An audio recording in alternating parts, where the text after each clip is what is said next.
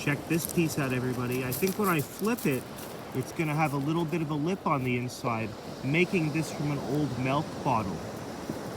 Yeah, I'm pretty sure here. There it is right there. So if you ever find a piece with that inside edging, it's known as a cap seat closure.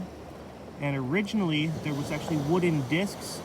The first milk bottles would have had wooden discs that would have sat there, rubber ones.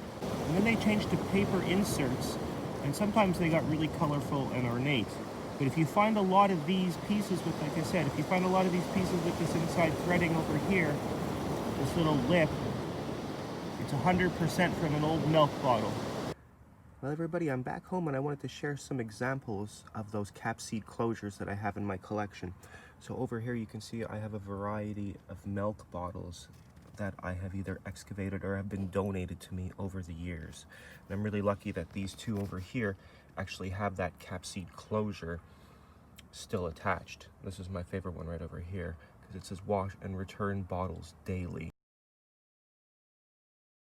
So in essence, this is like the earliest and first recycling program. All of these bottles are of different sizes and different shapes, but they all have one thing in common, and that's the cap seat closure right over here. I put aside a few pieces that all have that identifiable little lip right over here. You can see it, this cap seat closure. They all have it. It's very consistent. So all of these pieces would have come from one of these milk bottles, and we were supposed to wash and return them daily.